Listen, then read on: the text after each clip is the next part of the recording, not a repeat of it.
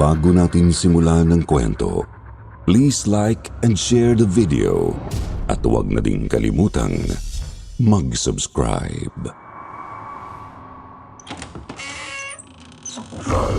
Para sa mga mahilig sa kwentong aswang, subaybayan ang aming bagong channel, Aswang Diaries. Aswang Diaries.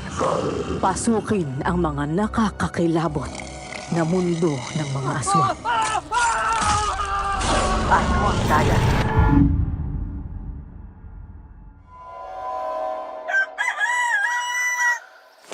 Hoy, Luis anak. Gumising ka na at maaga rito pupunta sila Tonyo para samahan tayong dalhin yung mga sitaw. Saka yung mga talong sa bayan. Opo. It's naman oh. Gusto kong matulog eh. Alam mo namang may importanteng gagawin ngayon eh. Sinabayan na kita na umuwi ng maaga. Ang kaso, halos umaga ka na umuwi. Hala sige, bumangon ka na at sisilipin ko muna yung mga baboy. Pagbalik ko dapat may kape na sa mesa ha.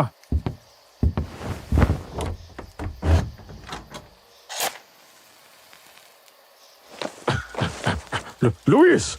Luis! Bilisan mo at lumabas ka rito! Luis! Ano naman kaya yun? Kainis talaga. Ano yun, Tay? Anong problema? O bakit namumutla kayo? Tignan mo, yung mga alaga nating baboy. Patay na lahat. Huwak-huwak ang mga tiyan. Ha? Ay, Diyos ko. Ano nangyari? Sino kumatay ng mga to? Anak na toko naman o. Sinong may gawa nito? Yung mga nakaraan, yung mga manok natin yung tinira. Ngayon ito namang mga baboy. Isang linggo nga lang may bebenta na sana tong mga to. Wala ka bang naging kaaway, Tay, na maaaring gumawa sa atin ito? Kilala mo ako, Luis. Kulang na lang ay halal ako ng mga taga rito at ng mga taga ibang bayan bilang alkalde. Wala akong kaaway. Pero panigurado ho, hindi sawa ang may gawa nito. Sa mga manok, matatanggap ko pa. Pero sa mga baboy, tignan niyo parang nilapa ng mabangis na hayop. Teka, Tay, naririnig niyo ba yon? Oh, doon sa bandang looban. Sa likod ng puno ng sampalok, doon ko nakita ang paggalaw. Tara Tay, puntaan natin. Baka yan nga yung may gawa nito. Sandali, hindi mo nararamdaman ang nararamdaman ko, Luis. Ano pong ibig niyo sabihin? Hindi tao ang naroon. Tara na, bumalik na tayo sa bahay. Mamaya na natin tulinisin pag tuluyan ng sumikat ang araw. Pero Tay, paano hindi tao? Mabangis na hayop? Luis, ayan na! Lumabas na! Tingnan mo! Ha? Ano yan, Tay? Napakalaking baboy mo naman yan. Hindi na nalalayo sa kalabaw yan eh. Ano yan? Huwag ka nang magtanong. Bilisan mo at tumakbo na tayo!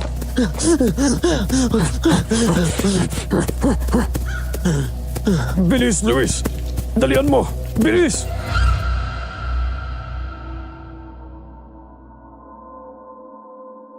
Tahimik na pamumuhay. Yan lamang ang hangad namin ni tatay matapos mamatay ang aking ina at nakababatang kapatid na babae sa isang malagim na trahedya nang dahil sa isang bagyo. Iginugol namin ni tatay ang aming panahon sa pagtatanim at pag-aalaga ng mga hayop. At kahit papaano ay nagawa naming makawala sa malungkot na alaala ng araw na yon. Ngunit ang tahimik naming pamumuhay ay biglang nagambala. Nang isang araw ay sunod-sunod na nagkamatayan ang aming mga alagang hayop. Ako nga pala si Luis, isang tubong Iloilo na ngayon ay nakatira na dito sa Kalakhang, Maynila. May edad na, ngunit lumalaban pa. Marami sa ngayon ang hindi na naniniwala sa mga aswang. Ang totoo, maging ako noon ay ganoon din. Ngunit nagbago ang paniniwalang iyan nang minsang makaharap ko mismo ang isang nilalang na akala ko noon ay sa mga bangungot lamang nabubuhay.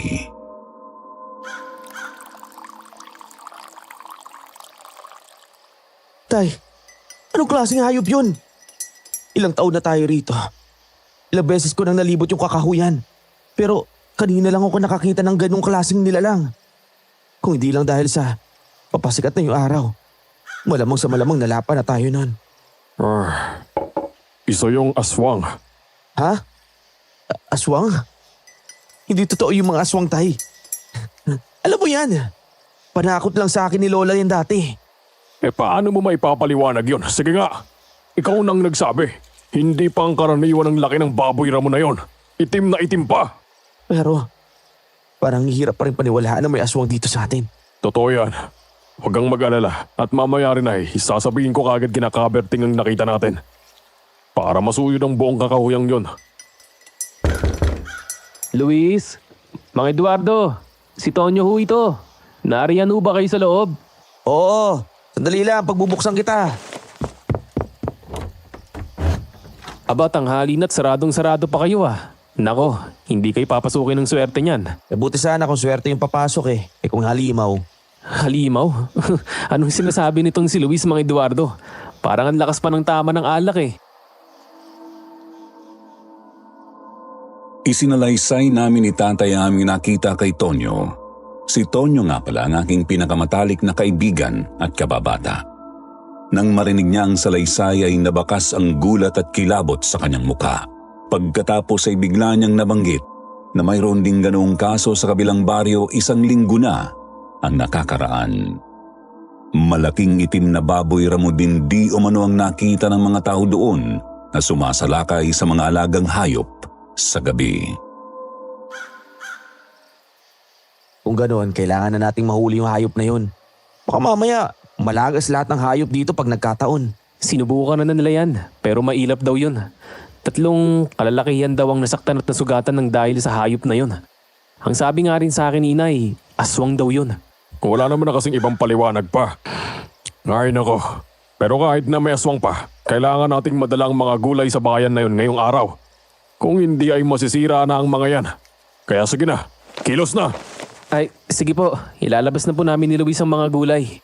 Paparating naman na po yung si Itay para ikakarga na lamang po sa tricycle.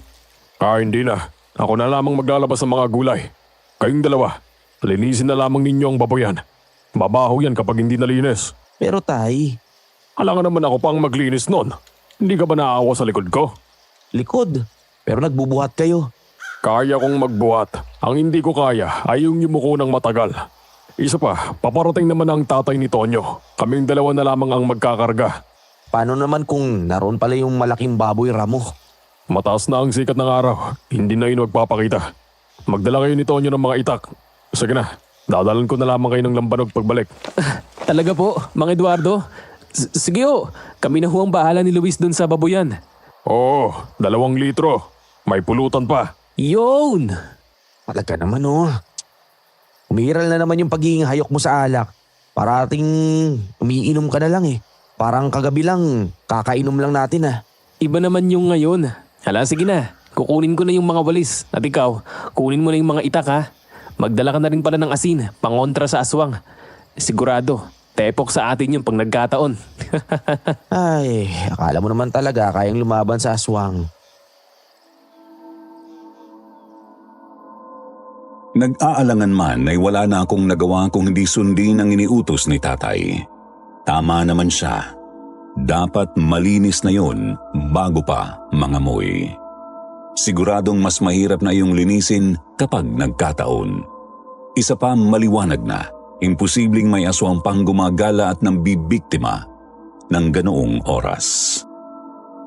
Mga 5 minutong lakaran ang layo ng babuyan namin mula sa bahay. Sadyang inilagay yun ni tatay sa isang bukal na nadiskubre niya sa parting yun. Ang problema lang sa bukal na yun ay hindi naging malinaw ang tubig. Papalapit na kami sa koral nang biglang nakaramdam ako ng kakaiba sa paligid. Biglang humangin ng malamig at pakiramdam ko ay may mga matang nakamasid sa amin. Yun ang unang beses na nakaramdam ako ng ganoon sa lugar na yun.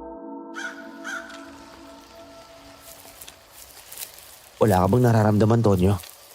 Ha? Wala naman, bakit? Para kasing may nagmamasid sa atin. Nako, umagang-umaga Luis. Malamang guni-guni mo lang yan dahil sa nakita nyo kanina. At saka, alam mo naman ang mga mata natin, mapanlin lang. Paano kung malaking baboy lang talaga yon? At tamang hinala lang tayo. Saka mo na sabihin yan kapag nakita mo na yung koral ng mga baboy. Hindi nga nagtagal at narating na namin ang koral. At gaya ng inaasahan ko, natigilan si Tonyo. Halos malaglag ang panga at lumuwa ang kanyang mga mata nang makita ang sinapit ng mga baboy namin doon. Ano? Ano sa tingin mo yung magawa niya na, Ber? Wala namang mga hayop dito na kayang gumawa nito. Parang niluray-luray ng oso yung baboy. Grabe. At halos walang natira sa mga lamang loob. Ang totoo, hindi ako naniniwala sa mga aswang. At tagal na natin dito pero ni isa wala pa akong nakikita kaya naririnig man lang. Pero tama si tatay. Paano natin to ipapaliwanag? Hindi ko alam. Pero kung totoo man na aswang ang may gawa nito, bakit siya narito? At saan siya nanggaling? Wala ring sagot sa tanong na yon ni Tonyo. Kaya naman matapos isukbit ang mga itak sa aming mga bewang ay sinimulan na namin ang paglilinis ng koral. Gumawa ako ng hukay sa bandang gilid at doon ko inilibing ang mga natira sa bangkay ng mga baboy. Grabe ang lugi namin. Isang inahin at 2 pang baboy ang nalagas sa amin. Ang masakit pa doon ay wala kaming napakinabangan doon na kahit na ano. Patanghali na noon at patapos na kami sa paglilinis nang biglang dumilim ang kalangitan at dumagundong ang malalakas na kulog. Minadali na namin ang pagbanlaw ng sahig nang makarinig kami ng kaluskos mula sa kakahuyan. Kagad akong napatingin sa pinanggalingan ng tunog. Sabay kaming napaurong palabas ng koral habang nakatitig sa pinanggalingan ng tunog. Kapwa namin binunot ang aming mga itak. Hinawakan ko ang akin ng mahigpit at inihanda ang aking sariles kung anuman ang lalabas doon. Maya-maya ay may lumundag na kung ano mula sa likod ng puno ng sampalok kung saan namin nakita ni tatay ang baboy ramo at napanganga kami pareho ni Tonyo nang makita kung ano yun.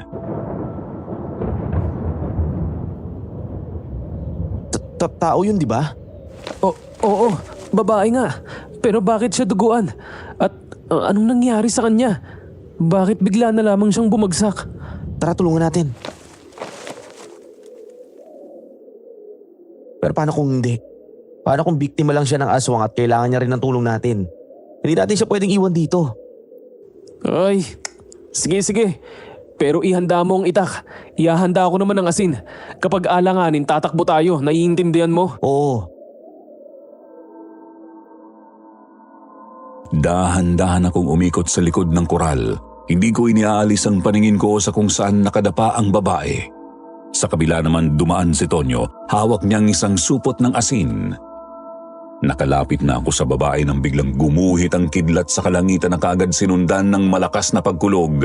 Halos lumabas ang puso ko mula sa aking dibdib sa sobrang gulat at si Tonyo ay napatalon pa nga.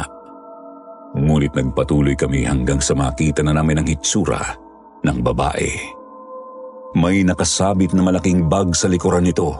Nakasuot ito ng makapal na jacket at pantalon. Kapansin-pansin rin ang putikan nitong sapatos na pangsundalo. May malaking sugat ito sa itaas ng kaliwang kilay at patuloy iyon sa pagdurugo. Kapansin-pansin rin ang napakaraming galos nito sa mga kamay. Tinapik-tapik ko ang kamay ng babae at sinubukan itong gisingin. Dito ko napansin na inaapoy na siya ng lagnat. Wala, umuulan na. Uy, Tonyo, kunin mo yung bag niya. Kailangan natin siya madala sa bahay. Tingnan mo ang taas ng lagnat niya, oh. Oo, sige. Kailangan din natin matingnan yung sugat sa kilay niya. Mukhang malalim. Binibini, naririnig mo ba ako? Binibini. Papatayin kita. Papatayin. Papatayin? Ano? Luis, tara na. Lumalakas na ang ulan. Hindi ko na pinansin pa ang sinabi ng babae. Sa tulong ni Tonyo ay ipinasan ko ito sa aking likuran at dali-dali kaming bumalik sa aming bahay. Inilapag ko ang babae sa mahabang upuan sa sala namin at kaagad akong nag-init ng tubig. Pinakuha ko naman si Tonyo ng damit sa aking silid. Basang-basa na kasi ang suot ng babae. Kumuha rin ako ng dahon ng bayabas sa labas at malinis na tela para panlinis ng kanyang mga sugat. Naku, lumakas na ng tuluyan ng ulan. Mabuti na lang at nakita natin siya kung hindi. Teka. Anong ginagawa mo? Bakit mo siya inuhubaran? O anong gusto mo? Pabayaan natin siya matuyuan. Tingnan mo nga ako, basang-basa at napakarumi ng damit niya. Lalo lang siya mapapasma kapag hindi natin siya pinalitan ng damit. Pero kahit na, paano kung magising yan tapos kung anong isipin? Wala akong pakialam. Kesa naman magkasakit to dahil sa basang damit. At saka itatalikod ko na lang siya para hindi ko makita yung harapan niya. Kasunod noon ay narinig na naming kumulo ang tubig. Isinalin ni Tonyo ang iba sa isang kawali at mabilis na pinakuluan ng mga dahon ng bayabas. Ang karamihan naman sa tubig ay inilagay niya sa palangganita. Hinaluan ng kaunting malamig na tubig at iniabot sa akin. Sinubukan ko namang gisingin ang babae subalit sadyang hinang-hina ito at patuloy sa pagtaas ang lagnat. Ang totoo ay ayaw ko siyang hubaran pero para sa kanya rin naman iyon kaya tinanggal ko na ang jacket niya. Basang-basa rin talaga ang damit sa ilalim noon pati ang kanyang panloob. Itinalikod ko siya sa akin at marahan kong tinanggal ang kanyang mga damit at napanganga ako nang makitang puro pasa ang kanyang likuran, puno rin ng galos ang kanyang mga braso.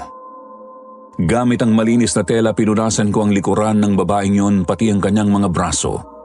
Nang matapos ay kaagad ko siyang dinamitan, inihiga na maayos at ang isang braso naman niya ang pinunasan ko. Ano yung nahulog? Ito, galing sa jacket niya. Hindi ba kwintas ito ng mga sundalo? Oo, dog tag nga yan.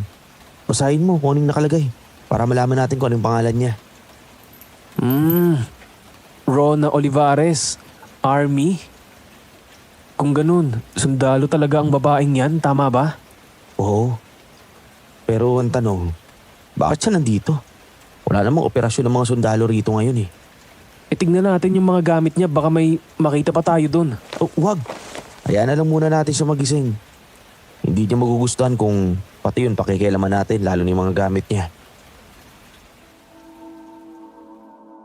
Matapos yun ay tinanggal ko na rin ang mga sapatos ng babaeng yun. Gusto kong mangpalitan ng pantalon niya ay hinayaan ko na lamang yun. Bahagyang basa lang naman kasi ang unahan noon. Pagkatapos ay inasikaso ko na ang mga sugat niya.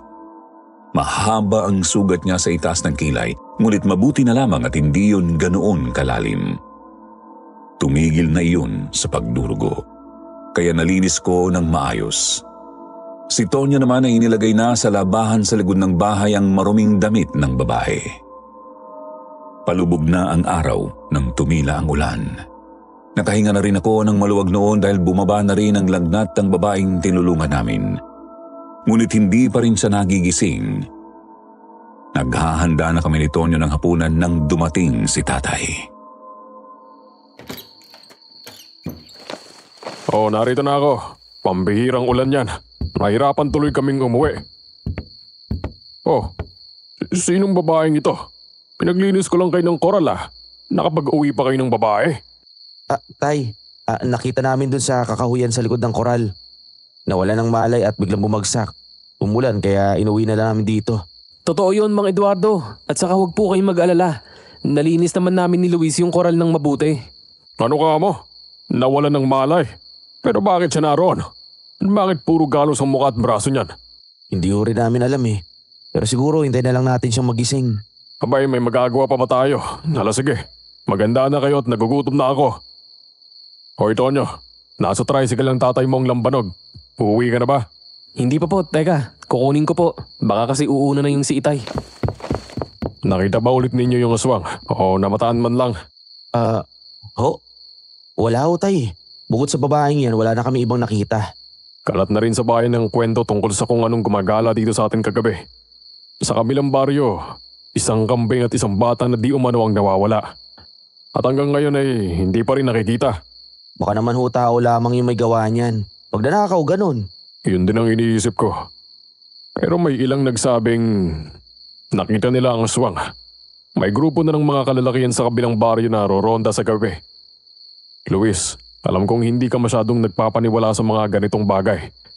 Pero mabuti nang mag-ingat. Mamaya, magsasabi tayo ng mga bawang sa mga bintana at magsasaboy ng asin sa paligid. Naiintindihan ko po, tay. Sige po. Hindi ako kumbinsido, pero wala naman sigurong mawawala kung mag-iingat kami. Pagbalik ni Tonyo ay eksaktong handa na ang sinaing. Nakapagbrito na rin ako ng tuyo at uulamin namin nang tawagin ng mahinang pag-ungol ng babae ang pansin naming lahat. At pagtingin ko sa kinahihigaan niya ay nakaupo na siya. Gusot ang mukha at sapo-sapo ng kanyang mga kamay ang kanyang ulo.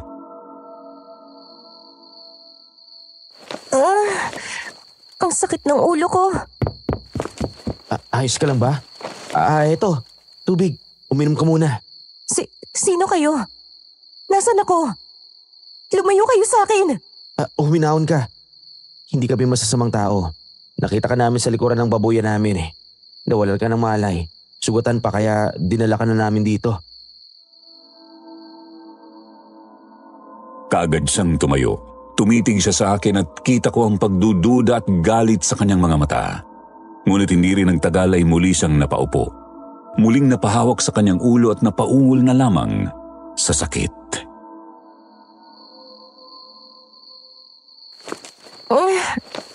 Ang aswang. Nakita niyo ba ang aswang? Anong aswang iya?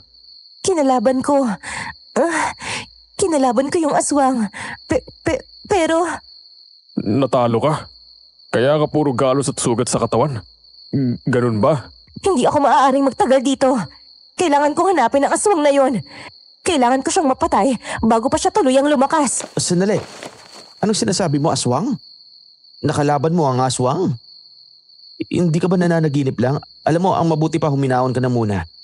Humiga ka muna ng maayos tapos... Hindi ako nananaginip at hindi ako nasisiraan ng bait. Nasaan ang mga gamit ko? Aalis na ako. Sandali lamang. Ipagpalagay na nating totoo ang sinasabi mo. Sa tingin mo ba, matatalo mo ang sinasabi mong aswang sa kalagayan mo? Wala nang natitirang oras.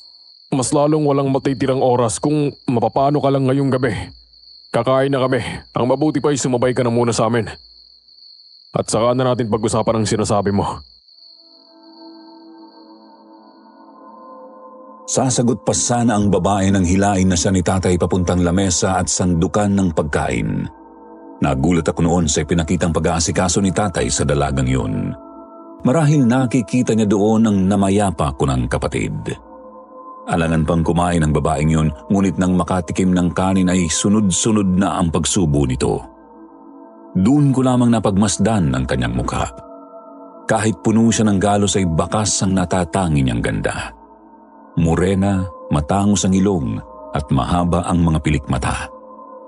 Ang totoo ay para siyang taga-ibang bansa. Uy, hinay lang sa kakatitig, baka maubusin sa tingin mo. Uy, tigil ka nga. Mamamay marinig niya punyemas ka talaga eh. Maaari ba naming malaman ang pangalan mo? Kung taga saan ka? At kung paano ka napadpad rito? Oo, dahan-dahan lang. Ito tubig oh.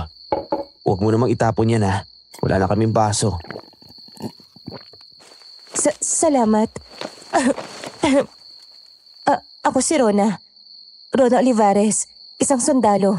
Laking antiki ako. Nadestino sa Manila. Pero noong nakaraang buwan ay nakatanggap ako ng balita na pinatay ang aking ina. Umuwi ako. At totoo nga ang balita. Hinanap ko ang pumatay sa kanya. Sumama ako sa investigasyon ng mga pulis. Subalit wala kaming nakita o nahanap. Wala rin kasi makapagturo sa sospek. Kung hindi mo mamasamain paano namatay ang nanay mo? Natagpuan na lang ho siyang walang buhay sa loob ng bahay namin. Butas ang dibdib, wala ang puso at may malaking tapyas sa leeg. Sabi nila, hayop daw ang gumawa nun. Pero hindi ako naniniwala, kaya nagpatuloy ako sa paghahanap. At tapos, natuklasan mong aswang ang may gawa nun sa kanya, tama ba? Uy, huwag kang sumabat. Oo, tama ka. Nagkaroon pa nga ng sunod na biktima ang hayop na yun sa amin. Pareho ang sinapit ng isa sa nanay ko. At nagkataon naman na nakaligtas ang isa at namukaan siya. Nilusob namin ang bahay ng hayop na yun. Pero nakatakas to.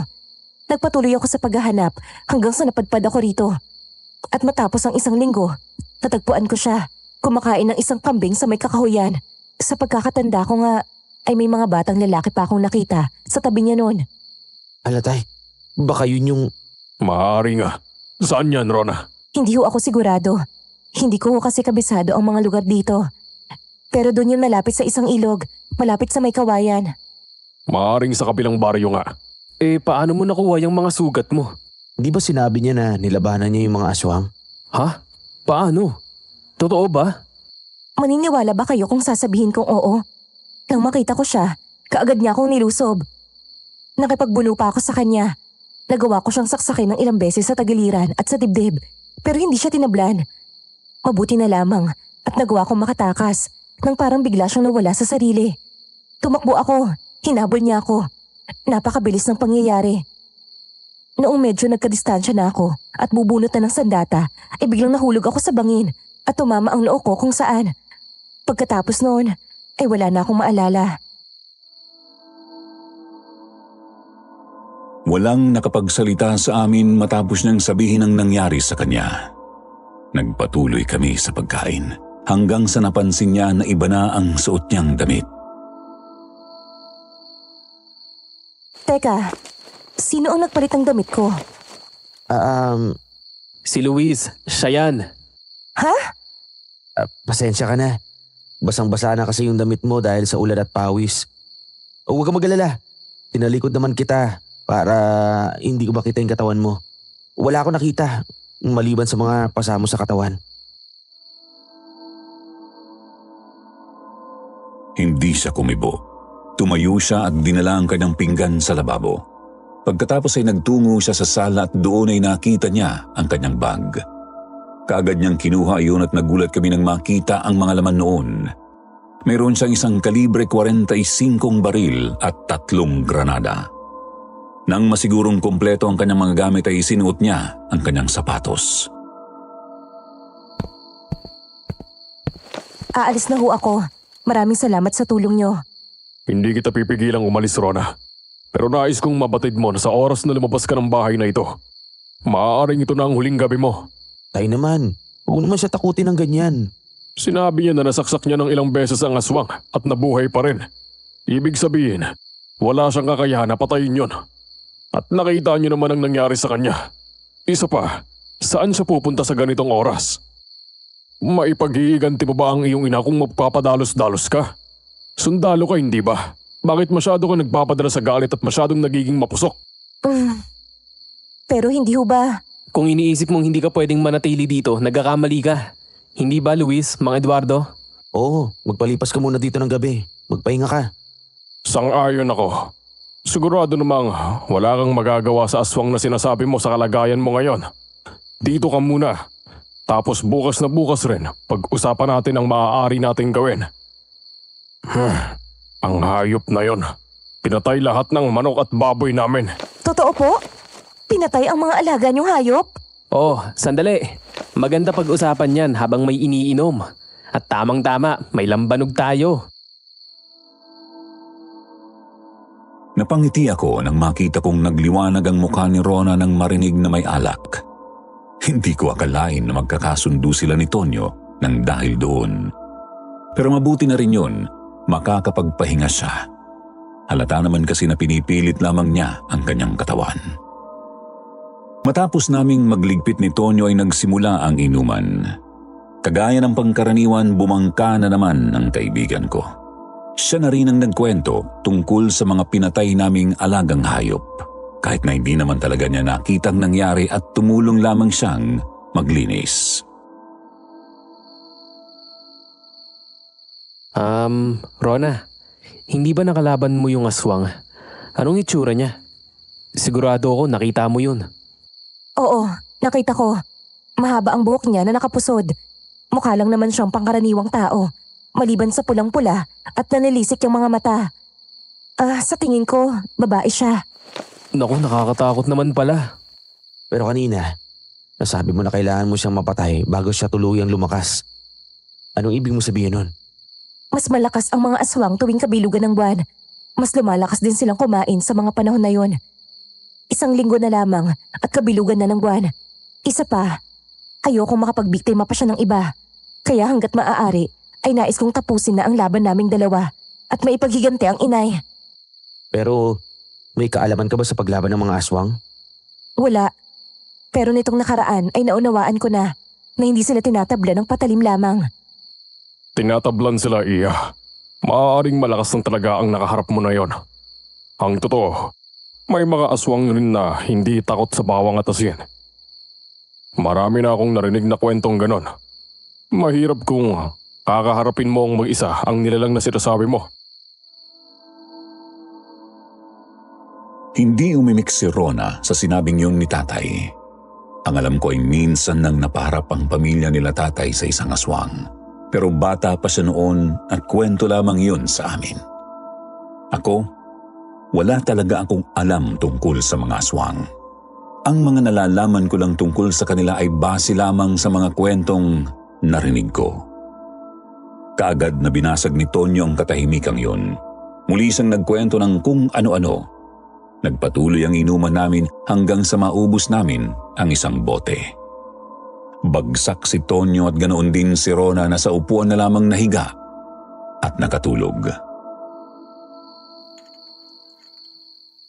Yan mo nga naman oh. Bagsak na ang mga loko. Grabe rin palang uminom tong si Ron eh. Pero mag-iingat ka pa rin, Luis. Kanino? Sa kanya? Oo, mayroon sa kwento niya na hindi ako kumbinsido. Hindi rin tayo sigurado sa pagkatao niya. Kaya hindi ako masyadong uminom para makapagbantay ngayong gabi. Sige na, magpahinga ka na at maaga pa tayo ulit bukas. Opo, tay. Hindi mo naman ako masisisi, hindi ba? Kailangan kong pangalagaan ang kaligtasan natin eh. Pero hindi ko rin siya magagawang hayaang magpalipas ng gabi sa labas. Oo naman, tay. Naiintindihan ko po. Isingin niyo na lang po ako kapag may problema. Matapos ang usapan namin yun ay pumunta na ako sa aking silid. Aayain ko pa sana doon si Tonyo subalit tulog na ito. Bago pumasok ay pinagmasdan ko muna si Rona. Ang totoo ay maamo ang mukha niya. Subalit ang sabi nga ni tatay noon kadalasan ng maaamong mukha pa ang mapanlinlang. Bagamat nakainom ay hindi ako nakatulog ng maayos ng gabing yun. Pinakikiramdaman ko ang bawat kaluskos sa paligid. Hanggang sa mag-umaga na lamang at unti-unti nang lumiwanag sa aking paligid.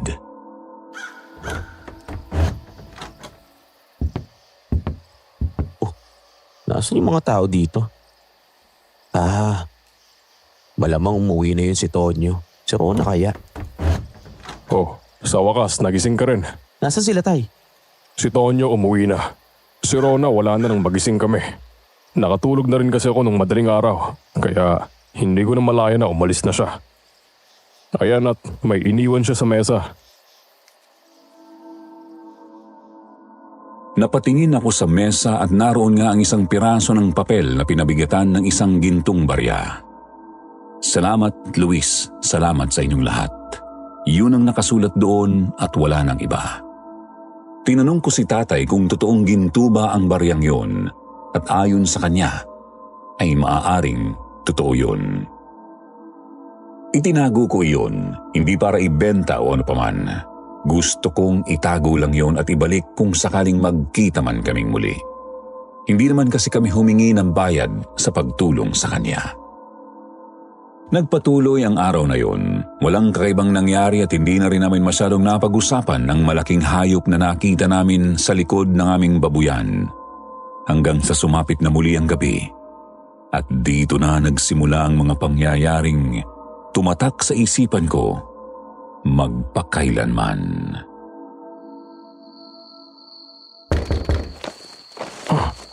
Luis, gumising ka, dali! Luis, bilis! Ano yun, tay? Madaling pa. May problema ba? Bilisan mo, lumabas ka dyan! Ano ba yan? Dalian mo, kunin mo yung itak, bilis! Ano bang problema, tay? Bakit namumutla kayo? Pagkatanong ko noon ay may biglang bumagsak na kung ano sa aming bubungan. Halos mapatalon ako sa gulat noon. Napatingala ako at nakita kong bumakat sa yero ang kung anumang bumagsak na yon. Pagkatapos ay nakarinig kami ng kumakaluskos doon. Parang may kinakaskas na kung anong matalas na mga bagay sa aming bubungan. Nakakangilo. Napangiwi kami ni tatay habang iniisip kung ano ang naroon at kung ano ang sunod naming gagawin. Hanggang sa makarinig kami ng boses. Nasaan ang sandalong babae? Nasaan? Sinong sundalong babae? Anong sinasabi? Nagmamaang-maangan pa kayo, ha? Siguraduhin nyo lang na hindi nyo alam kung nasaan siya.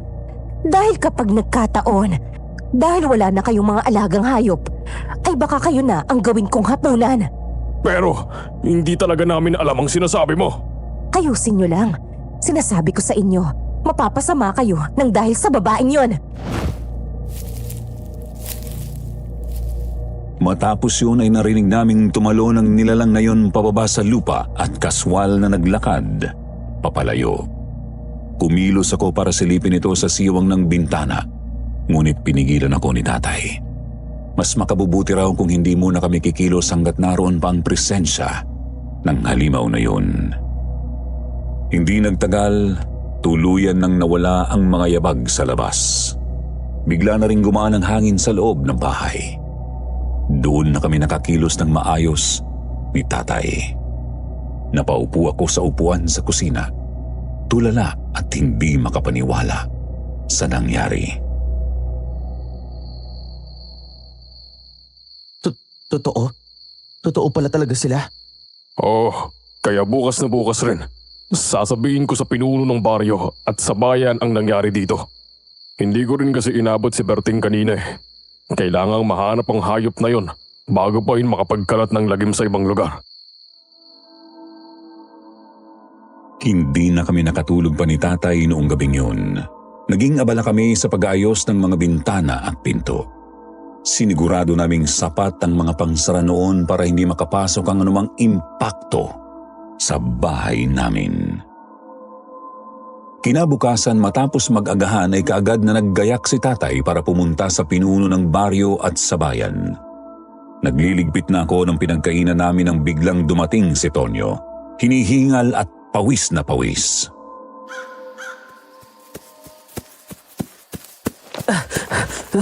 Luis! Mang Eduardo!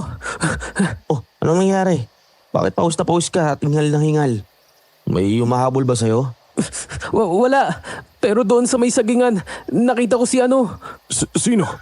Huminahon ka nga muna. Si Kaberting. Patay sa sagingan. Bilis po. Nagkatinginan pa kami ni tatay bago nagmadaling lumabas ng bahay. Malapit na kaibigan ni tatay si Kaberting at ito rin ang kinikilalang pinuno ng bayan.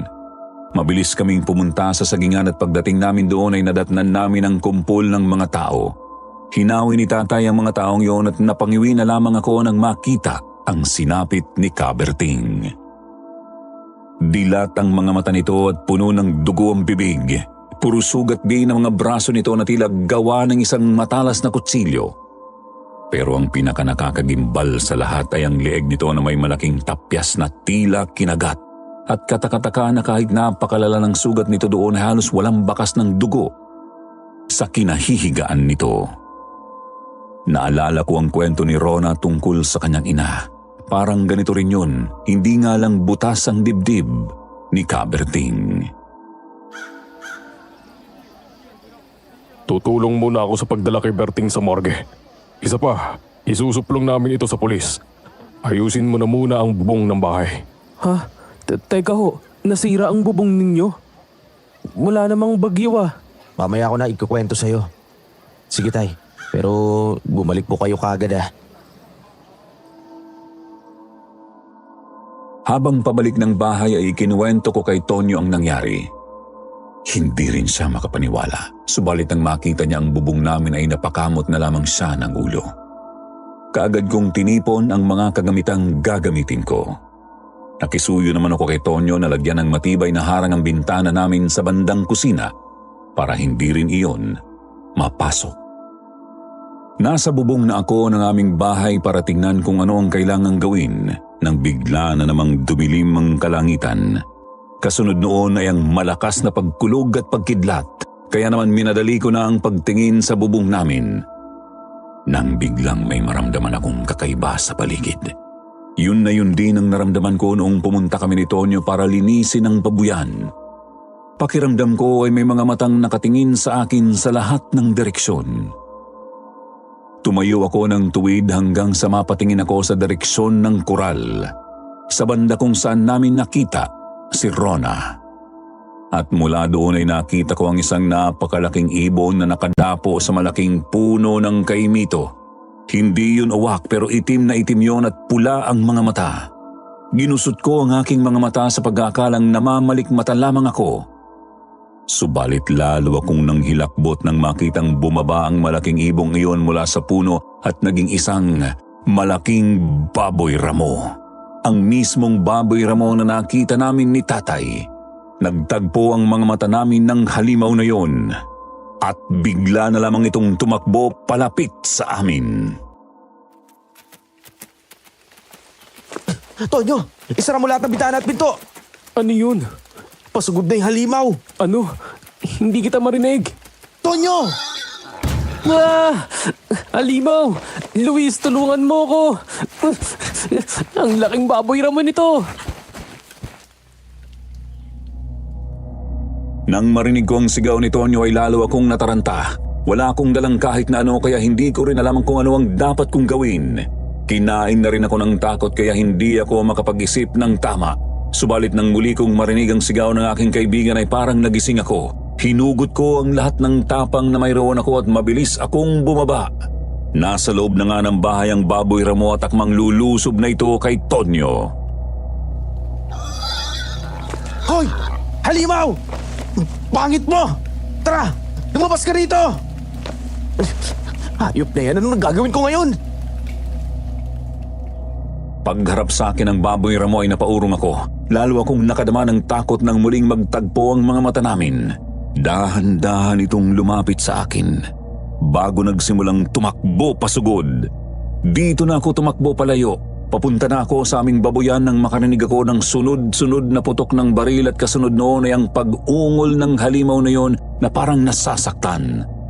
Lumingon ako at nakita kong lumihis na ng daan ng halimaw at sa dulo ng daan papasok sa amin ay nakita ko si Rona. Hawak ang kalibre 45 ng baril. Umuusok pa iyon at nakatutok sa tumatakbong baboy ramo. Sinundan ko ng tingin ng halimaw at nawala na lamang ito sa likuran ng naglalakihang mga puno. Luis! Ayos ka lang? Oo. Pero si Tonyo, hindi ko alam kung ayos lang siya. Tonyo? Tonyo! Narito ako sa ilalim ng mesa. Mabuti naman ligtas ka. Pero teka, nasaktan ka ba? Hindi naman. Pero ano yun? Ngayon lang ako nakakita ng ganung kalaking baboy ramo. Hindi yun baboy ramo. Isa yung aswang. Aswang na pumapatay. Ha? Paano mo na siguro? Tama si Luis. Ilang beses kong tinamaan ng hayop, pero hindi tinablan. Malamang, yun din ang aswang na hinahanap ko. Rona, salamat pala. Kung hindi ka dumating siguro, patay na kami ngayon. Naging almusal na siguro ako ng baboy ramo na yun. Pupunta na sana ako sa bayan. Magdamag ako sa mga kahuyan, pero hindi ko nakita ang hayop na yon. Hindi ko maintindihan kung bakit ngayon siya lumusob. Ngayong maaga na. Demonyong yun? Teka, saan kakahuyan ka naglagi? Doon, sa may sapa, malapit sa sagingan. Wala ka bang napansin doon na kakaiba kagabi? Wala naman. Bakit? Anong meron? Banda doon kasi nakita yung bangkay ng pinuno ng baryo kaninang umaga. Pero malakas ang kutob ng marami na. Madaling araw yun pinatay. Kung sa mismong sagingan ang sinasabi nyo, wala. Wala akong nakita doon kagabi. Di narinig. Wala akong narinig. Maaliwalas ang panahon kagabi at kung doon talaga pinatay si Kaberting, ay malamang na narinig iyon ni Rona kahit na nasa gitna pa siya ng kakahuyan na yon. Pero base sa nakita namin, maaaring hindi doon pinatay ang matanda at dinala lamang doon. Subalit kahit na, makikita o mararamdaman pa rin yun ni Rona. Maliban na lamang kung mayroon siyang hindi sinasabi sa amin. Matapos kong masigurong hindi nasaktan si Tonyo ay bigla namang dumating si tatay.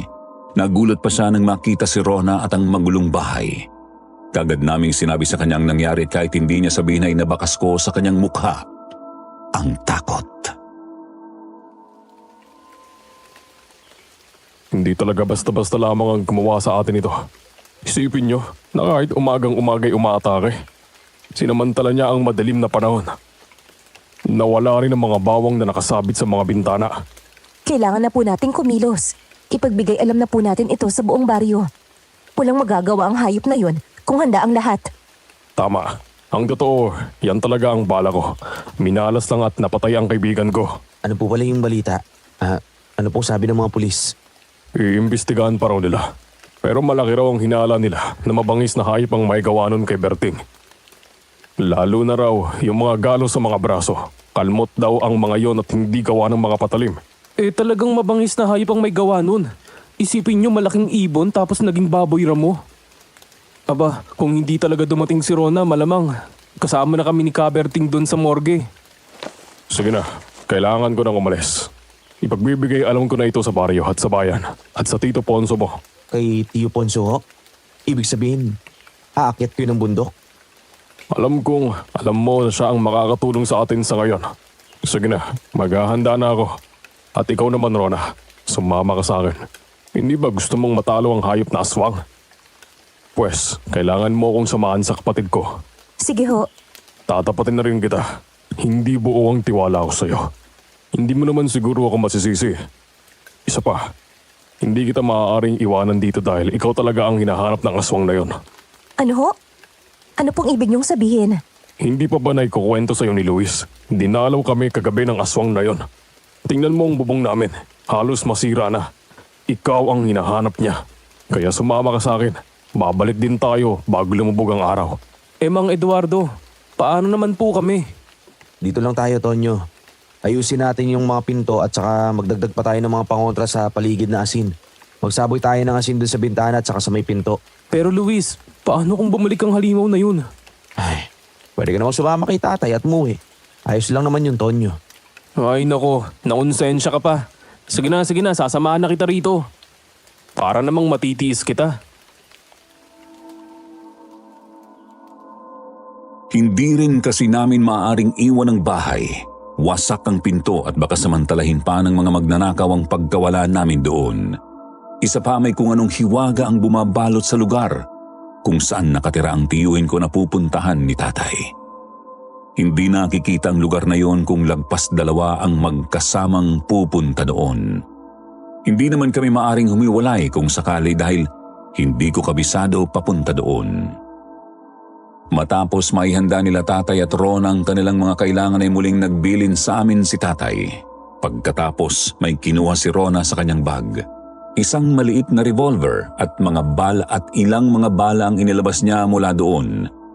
Kasama noon ay iniwan niya sa amin ang isa pang uri ng pampasabog. Hindi to sumasabog na parang granada. Pero magagawa nitong bulagin o bingihin ang kahit na sino sa maikling pagkakataon. Malaking bagay na to, lalo na kapag kailangan yung tumakas o tumakbo. Grabe, parang sa mga pelikula ko lang nakikita itong ganito. Ito namang baril ay may 6 na bala. Ganito ang pagbukas niya at paglalagay ng mga bala. Itinuro sa amin ni Rona ang tamang paglalagay ng mga bala doon at ang tamang paraan ng paghawak noon. Ibinilin din niya na huwag namin basta-basta itututok iyon sa tao kahit na pabiro lamang. At ilagay lang daw namin ang daliri namin sa gatilyo kung talagang buo na ang loob namin na bumaril. Wala rin daw kaming karanasan sa paghawak noon kaya sa halip na sa ulo ay sa katawan namin puntiryahin ang aming babariling. Mag-iingat kayo dito. Pasensya na kung parang nadala ko pang impaktong yun dito sa inyo. Nadamay pa kayo. Huwag mo nang isipin yon. Ang kailangan nating pag-isipan ay kung paano natin mapapatay at maitataboy ang impaktong yun mula rito. Tama si tatay. Huwag kang mag-alala, Rona. Mag-iingat kami ni Tonyo. Tama, iinom pa tayo pagkatapos ng lahat ng ito. Tumila ang ulan noong umagang yun pag-alis nila tatay at Rona, Sir Jupiter. At maghapon na naming nasilayan ang haring araw. Kahit natatakot at nangangamba na baka bumalik pa ang aswang ay ginawa na lamang namin ni Tonyo na abala ang aming mga sarili sa paglilinis ng bahay. Inayos rin namin ang pinto na sinira ng halimaw at naglinis kami sa aming gulayan. Ngunit naging maingat kami. Sa unang pagkakataon ay nagtrabaho ako sa gulayan na may dalang itak. Hindi para sa mga ligaw na damo, kundi para pang depensa sa aming sarili. Papalubog na ang araw at nakapagsaing na kami ni Tonyo nang makabalik sila Tatay at Rona. Bakas ang pagod sa kanilang mga mukha kaya naman kaagad akong naghanda ng mesa para makakain at makapagpahinga sila.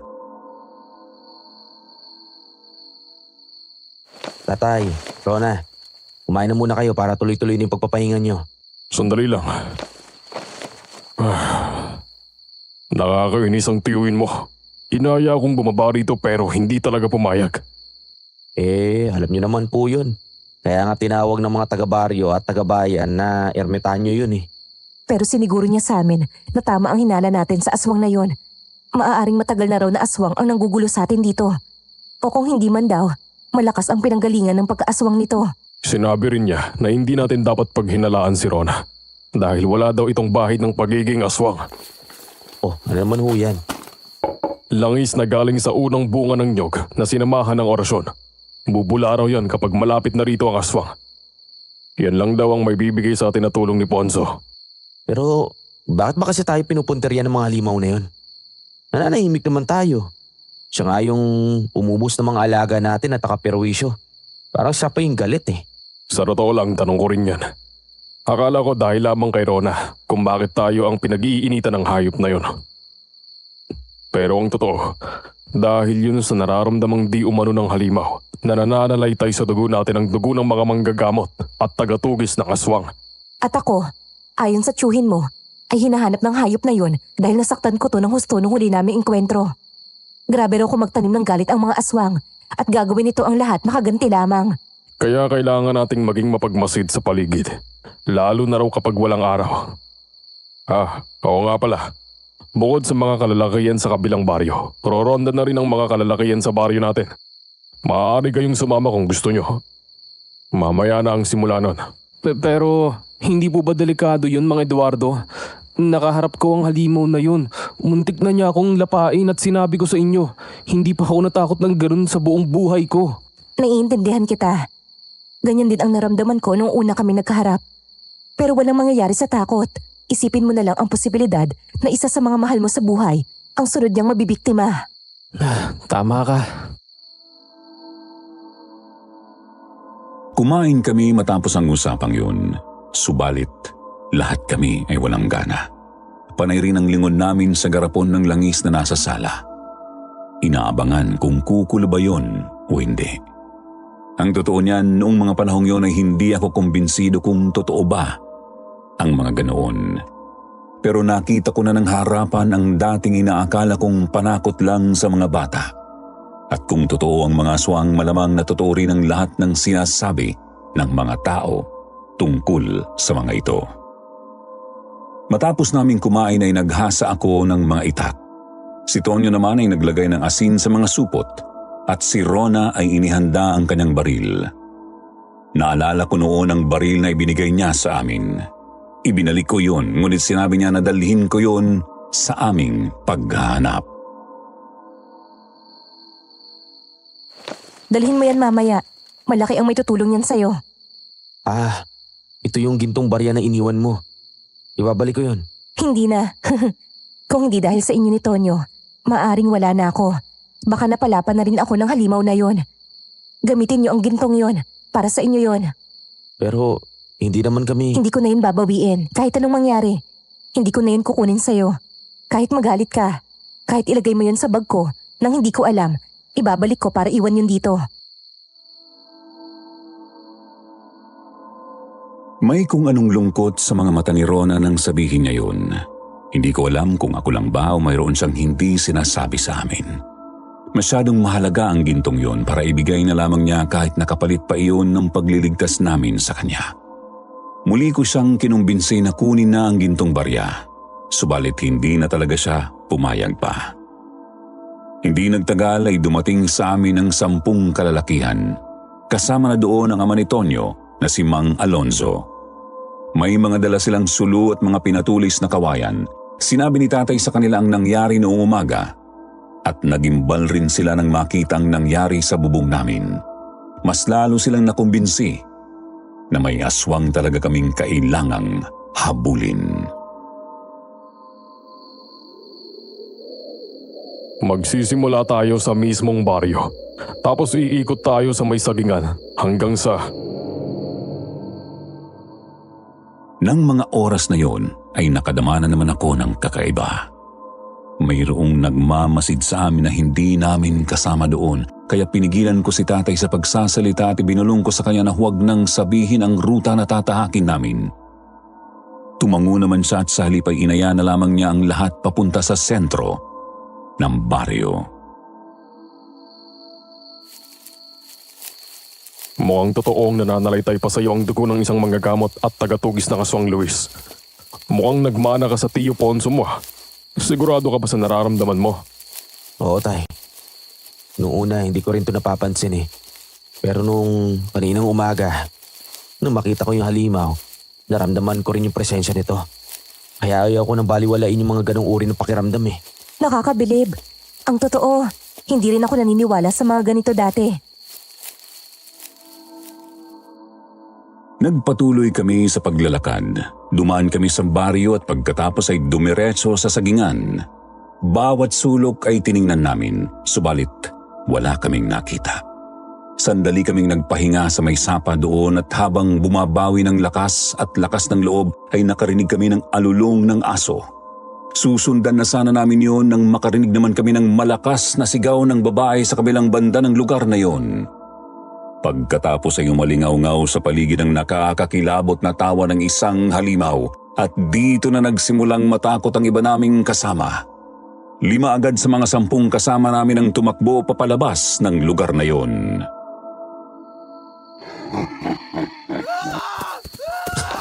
Mga duwag!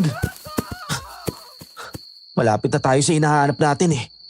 Tama na. Luis, hindi natin sila mapipilit kung ayaw nilang sumama. Voluntaryo lamang sila. Tama si Rona, Luis. Sa mga nais umalis, makakaalis na kayo. Hindi namin kayo pipilitin. Pero sana ay walang mabiktima sa mga pamilya ninyo sa oras na mabigo kami sa pagsupil sa aswang na to. Nakita ko ang pag-aalinlangan sa mga natira. Subalit sinigundahan ng ama ni Tonyo ang sinabi ni tatay at nang dahil doon, nabuhayan ang natitira naming kasama. Tinanong ako ni tatay kung saan ko mas nararamdaman ang presensya ng aswang. Ngunit sa kasamaang palad ay hindi ko alam. Nararamdaman ko ang halimaw pero hindi ko alam kung saan ito mismo naroon. At hindi nagtagal ay muli naming narinig ang malakas na sigaw ng babaeng nasasaktan. Kailangan natin magmadali. Sundan natin ang sigaw na yon. Pero meron din sa gawing yun. 2 aswang na ang hinahabol natin. Hindi. Maaaring nililito lang tayo ng aswang. Nasa teritoryo niya tayo. Kaya nagagawa rin niya tayong paglaruan. Pero kailangan na po natin magdesisyon ngayon, tay. Saan tayo pumunta? Para kung totoo may binibiktima na siya ngayon. Ganito na lang. Maghiwalay na lamang tayo. Pero paano kung magkamali tayo ng puntahan? At sa halip na mahuli natin ang aswang at mailigtas ang babaeng biktima nito, ay makatakas pa to. Wala na tayong magagawa pa. Sige na. Maghati na tayo sa 2 grupo. Nawalay sa grupo namin si Tonyo at ang ama nito, kaya naman ibinigay ko sa kanyang baril ni Rona pati na ang pambulag na pampasabog. Ibinilin sa kanya ni Rona na huwag mag-atubiling gamitin ang mga iyon kung kinakailangan. Matapos yun ay umalis na kami. Tinahak namin ang kahabaan ng sapa, ang direksyon na papunta sa kakahuyan sa likuran ng aming babuyan. Dito na biglang bumigat ang aking pakiramdam. Sa paningin ko ay nagsisimula ng mawalan ng silbi ang mga sulo na dala namin. Akala ko noong una ay ako lamang ang nakaramdam noon, subalit lahat pala kami. Parang dumidilim masyado. Napansin mo rin? Huwag kayong maingay. Talasan niyo ang inyong pakiramdam. Sigurado akong narito na ang hinahanap natin. Nasa bag na dala ko ang langis na ibinigay ng tiyuin mo. At nararamdaman kong kumukulo ito. Nakakainis naman ang langis na yan. Bala ko na sanang isa-isahin kayo habang nasa kadilimang to. Diyan ka lang! Huwag kang kikilos! Subukan mong lumapit at babarilin kita! Dapat ba akong matakot? Subukan mo. Barilin mo ko. Kitang-kita namin na tinamaan ni Rona ang babaeng bigla na lamang lumabas sa kadiliman. May katangkaran ito at mahabang nakapusod na buhok. 2 bala sa dibdib ang tumama rito, subalit wala pang 3 segundo ay tumayo ito habang tumatawa. Nang makita iyon ng isa naming kasama na taga-baryo ay kagalitong kumaripas ng takbo at nagsisigaw na lamang sa takot. Balak ko pa namang sanang gawing pugad ang lugar na to. Kahit mga 2 buwan lang. Ang kaso, ang daming asungot. Nakakairita. Nasaan ang babaeng binibiktima mo? Yung narinig naming sumigaw. Yun ba? Ako lang naman ang may gawa nun para lituhin at paglaruan kayo. Nakakatuwa nga kayo eh. Habang hinahanap kung nasaan talaga ako naroon. Mga uto-uto! Mga inutil! Hayop ka! Ikaw ang pumatay sa nanay ko! Sandali. Sino ba yung nanay mo? Sa dami kasi ng pinatay ko at kinain, hindi ko na maalala ang karamihan. Maliban na lang siguro kung masarap ang nanay mo. Pero karamihan sa mga nanay ay matigas na at mapait na ang dugo. Demonyo ka! Subalit biglang nawala sa harapan namin ang babae. Humangin ng malakas. Sinubukan ko siyang hanapin nang may tumama na hindi ko nakita sa aking sentido. Tumumba ako sa lupa. Tinawag ko si tatay pero nakita ko na lamang din siyang nakahandusay sa lupa at wala ng malay. Kasunod noon ay ang malakas na sigaw ni Rona. Hawak-hawak na siya ng babae sa leeg at dahan-dahang iniaangat mula sa lupa. Bitawan mo ako! Demonyo ka! Naaalala na kita at ang nanay mo. Pasensya na kung hindi kita namukaan kaagad. At naaalala ko na kung bakit ko pinatay ang nanay mo.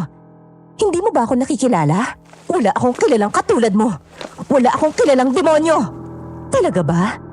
Paano iyong taong sinubukang patayin ng ama mo noon? Yung napagkamalan yung aswang? Hindi. Halingwana. Pero sobrang tanda na noon. Kulubot na. Paano? Dahil hindi naman talaga ako aswang noon. Hibang lang ang tatay mo. Kung hindi ako nakatakas noon at napadpad sa kabundukan, patay na siguro ako. Alam mo ba kung anong nangyari sa akin noon, ha? Napulot ako ng grupo ng mga kababaihan. Dinala nila ako sa kanila sa itaas ng bundok. Akala ko ay aalagaan nila ako. Subalit ginawa nila akong ganito. Tingin mo ba ginusto ko to? Hindi. Wala na akong nagawa. Kaya ginamit ko na lamang ang galit ko at ang pagiging aswang para gumanti. Hinanap ko kayo, pero umalis na kayo sa lugar na yun. Nalaman kong namatay sa sakit ang tatay mo.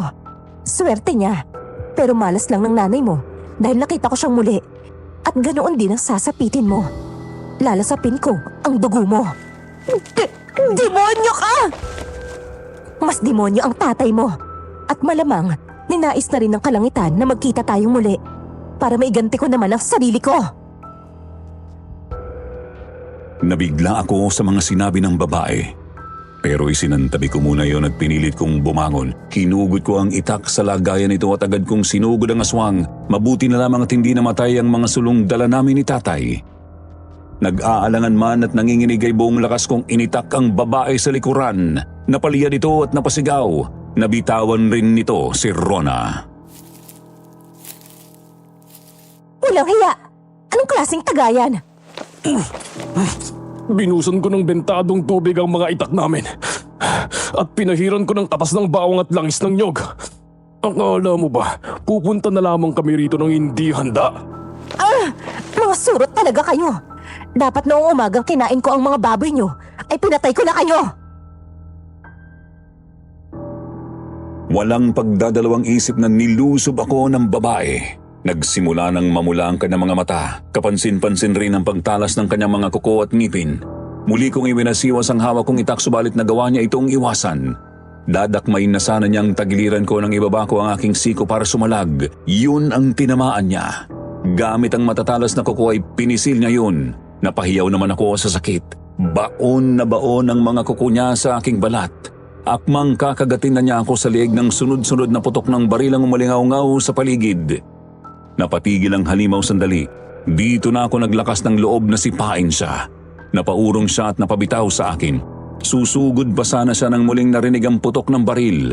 Kitang-kita ko ang pagtalsik ng ulo niya patagilid nang tamaan siya sa sentido. Kaagad na bumagsak ang babae. Napaupo naman ako sa pagkabigla at nabitawan ko ang itak na hawak ko. Dilat ang aswang at pakiwari ko ay nakatitig pa ito sa akin. Nilapitan ito ni Rona. Papuputukan na sana niya muli ito subalit naubusan na siya ng bala. Pero sa tingin ko ay hindi na iyon kailangan. Hindi na humihinga ang babae. Subalit hindi nagtagal ay gumalaw ang katawan nito. Napaurong ako sa takot. Gumapang ito ng mabilis na parang butiki papalayo sa amin. Eksaktong nakapagpalit naman ng magasin ng baril si Rona. Muli niyang pinaputukan ng halimaw, subalit naging malaking baboy ramo ulit ito. Akala ko ay lulusob pa ito sa amin, subalit nang muli itong pagbabarilin ay kumaripas na ito ng takbo palayo papasok sa kakahuyan. Bumalik ka rito!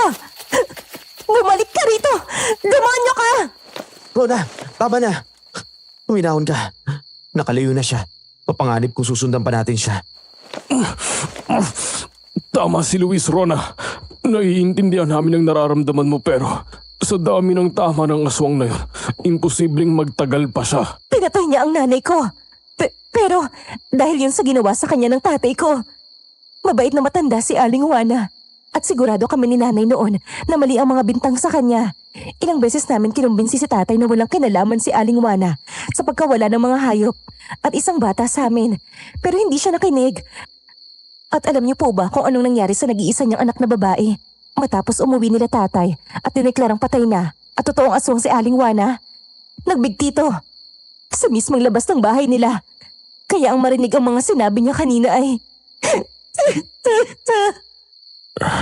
Wala kang kasalanan sa mga nangyayari, Rona. Ang kasalanan ng ama ay hindi kasalanan ng anak. Nagkataon lang na pinaglaruan kayo ng tadhana. Luis! Rona! Nasaan kayo? Dito, Tonyo! Bilis! Oh, nasaan na? Nakatakas siya. Ha? Nakatakas? Paano na yan? Pero napakaraming tama nun. Bukas na bukas, pagsikat ng araw, suyuri natin ang kakahuyan. Baka makita natin ang bangkay niya. Tonyo! Tay! Tama na yung pag-uusisa mo. Tulungan mo muna ako dito kay Eduardo at mukhang napuruhan. Tingnan mo sugatan na rin si Luis. Aba, at oo nga. Tara at umuwi na muna tayo sa inyo. Pasensya na at hindi ko kagad napansin. Nakauwi kami matapos ang tagpong yun. Kaagad kaming inasikaso ni Tonyo at ng kanyang ama. Habang nakaupo ay naisip ko ang lahat ng nangyari. Nang mga oras na yon, pakiramdam ko ay panaginip lamang ang lahat ng yon. Ilang beses kong kinurot ang pisngi ko at ilang beses din akong napaaray. Totoo ang lahat ng yun at nangyari ang mga iyon sa aking harapan. Aray, tanda naman sa mga sugat ko to. Oh, hindi ako yan. Narito ako sa tatay mo. Pasensya na kung nadiinan ko. Hindi. Hindi naman masakit. Mabuti na lang at nagawa mo pang masalag ang mga kuko ng aswang na yon. Kung hindi, isa ang buhay mo sa maisasama sa mga inutang ko. Anong ibig mo sabihin? Sa edad kong to, sa tingin mo, ilang taon na ang napatay ko? Nakapatay ka na? Bago mamatay ang aking nanay, ay nanggaling ako sa isang operasyon. Nilusob namin ang kuta ng hinihinalang mga rebelde at kriminal. Lumaban ang mga taga ron. Kinailangan namin makipagpalitan ng putok. Hindi ko alam kung ilan na ang natamaan ko o napatay. Pero nung matapos ang putukan, nanlumo ako. Dahil sa mga nadamay na mga bata at mga babaeng inosente sa labanan. Wala ka namang kasalanan doon. Trabaho mo naman yun . Ang trabaho ko ay panatilihin ang kapayapaan. Hindi ang kumitil ng buhay ng mga inosente. Ilang gabi kong iniyak ang nangyaring yun.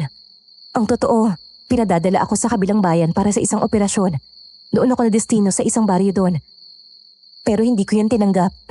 Bukod sa ginugol ko na ang panahon ko sa paghanap ng pumatay kay nanay, ay natatakot ako makadamay pa ng ibang tao sa trabaho ko. At sa pagbalik ko sa Maynila, aalis na ako sa pagkasundalo. Ayoko na. Kung yan ang pasya mo sino ba naman kami para kumontra? Pero tandaan mo, bukas ang tahanan na ito para sa'yo. Talaga ho? Oo naman. Sa tingin mo, Luis? Oo na yan. Tutigil nga kayo. Siyempre ayos lang. Matagal-tagal na rin na walang babae sa tahanang ito. Itinanong ni Rona ang nangyari sa aking ina at kapatid. Hindi naman ako nagdalawang isip na ikwento sa kanya ang lahat. Nakiramay siya kahit na matagal nang patay ang aking ina at kapatid. At kitang-kita ko ang lungkot sa kanyang mga mata ng mga oras na yon. Kinabukasan kasama ang ama ni Tonyo ay nilibot namin ang kakahuyan. Nagsimula kami sa kung saan namin nakaengkwentro ang babaeng aswang. May mga bakas ng dugo kaming nakita. Sinundan namin yon at dinala kami noon sa isang malaking puno ng mangga hindi kalayuan sa pinangyarihan ng labanan. At doon ay nakita namin ang isang matandang babae na may mahabang buhok, tadtad ng balang katawan at wala ng buhay. Lumuhod si Rona sa harapan nito. Patawarin niyo sana ako, Aling Juana. Pero wala ho akong pagpipilian kung hindi ang ligtas ang buhay namin nila Luis ng mga oras na yon. Hindi ko hihilingin na patawarin niyo ang aking ama. Ang hiling ko lang sana, nasa mabuting kalagayan na ho kayo ngayon. Wala ng galit at sakit sa puso niyo. Inilibing namin ang katawan ng matanda sa gawing yun. Nilagyan na lamang namin ng mga bato ang lugar bilang tanda. Pagkatapos, pumunta na kami ng baryo at inideklarang patay ang gumagalang aswang. Humingi naman ng tawad ang mga lalaking tumakbo at nang iwan sa amin. Isang bagay na tinanggap naman namin kaagad ni tatay. Isang araw matapos yun ay umalis si Rona pabalik ng Maynila. Umasa akong babalik siya sa amin. Subalit, hindi na siya nagpakita. Niliham ay hindi siya nakapagpadala. Hindi ko alam kung buhay pa siya ngayon. Totoong Rona ang pangalan niya. Iniba ko na lamang ang apelyido. At sana kapag narinig niya ang kwentong ito ay maalala niya ako. Nais ko siyang makitang muli. Pero mukhang suntok sa buwan na yon. Pero kahit ganoon, aasa pa rin ako. Hanggang dito na lamang. Maraming salamat sa pagkakataong ito na maibahagi ko sa inyo ang aking kwento. Wala akong pakialam kung may maniniwala o wala. Pero wala akong idinagdag o ibinawas sa mga ikinuwento ko rito. Kayo ba? Naniniwala pa ba kayo sa mga aswang? Nakakita na ba kayo? Gusto ba ninyong makakita? O tama nang sa kwento na lamang ninyo sila maririnig? Kung ako ang tatanungin, mas gusto kong hindi na sila makaharap dahil kakaibang kilabot ang kanilang dala-dala.